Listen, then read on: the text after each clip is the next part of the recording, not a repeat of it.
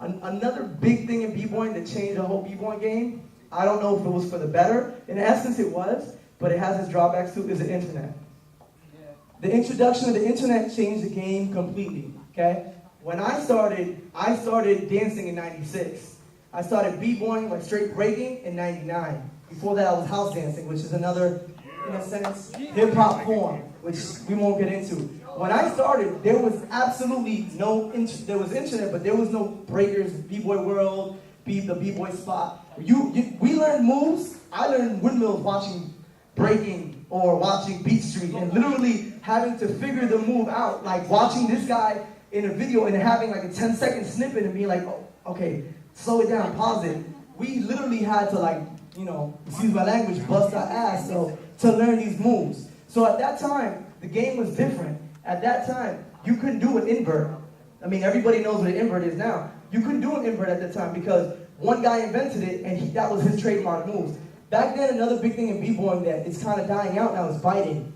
And biting is, for me, is important because, in essence, as an artist, which we all are, if you create something, if you draw something, if you create a song, and someone comes and takes your song and throws it in their form, I mean, that's kind of plagiarism, is it not? So it's the same thing in breaking. Now kids are just watching all these videos online, and then they're just copying the moves, which is great when you're first starting to learn, but once you have established yourself, once you've been in the game and you understand foundation, you should definitely do more than just copy. And that's kind of one of the downfalls of it, is that people are just copying. Now, and when I was dancing, when I first started dancing, I could see Spy and just see his silhouette and know that that was Spy because he only moved like him. I could see Jun or whoever and see them, and I could know who they were without even looking at them. I mean, without even knowing who they were. Now, it's like everybody looks alike. So, where is the originality? Where is the identity? People need to make sure that you need to express yourself, and you can, if you see something you like, it's okay to take it, but flip it.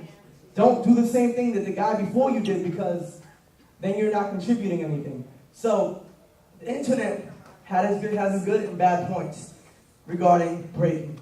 Lastly, we're gonna get into, we kind of said, breaking has literally gone global. And when I mean global, there's b-boys in Somalia, there's b-boys in Algeria, there's b-boys in Brazil. Literally, and I'm Dominican, my family's from the Dominican Republic. I had no idea till like 2 years ago that we had b-boys out there. Yeah. And this is a very poor country where these guys aren't even exposed to hip-hop like that. You know what I mean? Breaking is a great thing, and I'll say this is because breaking keeps the youth off the street. For myself, as a dancer, I could have been doing a lot of other things aside from breaking, and because I got into breaking, I basically spent so much time practicing and trying to get better that I wasn't on the streets. I didn't have to do. So the great thing about breaking is breaking takes young people in particular, it unifies them, it gives them a cause, something to do, but it also trains them mentally and physically. And it's incredible. It's literally incredible. Anywhere, I would not be, actually, I know for a fact, there's b-boys in Alaska. I mean, I don't know if they're breaking in igloos or what they're doing, but I mean, they're getting busy. And b-boying is all over the world. And that's an amazing thing to me. Having started when I started, seeing it grow, it's ridiculous how it's gone. So, I mean, that's pretty much a brief history, a brief synopsis of my take on b-boying. Just last thing I would like to say regarding it, respect the people that came before you and anything you do. Respect those that came before you. Respect the pioneers. And by respect, I don't mean worship them. I don't mean bow down to them. But because some of these, realistically, some of the pioneers want to be treated that way. But respect those that came before you because they, in essence, laid the foundation, the bricks that let you get to where you are. So take advantage of those. If you have pioneers around you, for instance, not so much in this area, Spy, Problem Child, Munt, wherever he's at, these guys have been in the area. Another member of the crew, Munt, Spy, these guys have been in this area for over 10 years, 15 years now, and they are foundational b-boys that you guys can all learn from. People sometimes, they'll look at our style now because we're older and like, oh, some of the stuff that we do is kind of foundational, but you can do all the craziest tricks in the world, but if you have no foundation, you're not b-boying. You can spin all day, you know what I mean? No foundation, you're not dancing. If you're not foundational, you're not dancing. I mean, now, and I wanted to say, this crazy new styles coming out, abstract style, these guys are putting their legs behind their head and spinning on their elbow tips, and that's all cool, all within context of foundation, okay? So, take advantage of these guys, these pioneers that have been here. When you go to New York or when you go anywhere and you go to these jams and you see these, ask questions. Ask about your history. Ask about where moves came from. For instance, CCs. A lot of people don't know CCs. Why is CCs called CCs? They were created by a crew called Crazy Commandos, which were one of the original crews in breaking. So even moves have histories. You know, windmills. Everybody pretty much for the simple fact knows the history of the windmill. Moves have history. Do your history and learn from the pioneers, okay? So really quickly before we're done, does anybody have any questions on anything as far as anything I touched on or any questions at all? Feel free to ask anything you'd like. No questions? For the people that like the real b-boys that are trying to really hardcore, just practice all the time, get better. One of our main goals is to win battles. You know what I'm saying? Because that's like the biggest things. What's your advice on mentally and physically getting prepared for that?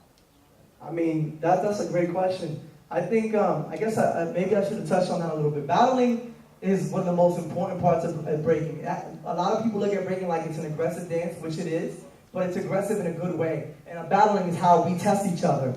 Battling is our Super Bowl. Battling is our Olympics. It's all that. Battling is how I test myself against this guy right here. Not so much to beat him because I want to beat him, but I want to see if I progress, if I've gotten any better. As a b-boy, speaking of myself, I love to battle. I love battling. I've been a battlehead since I started.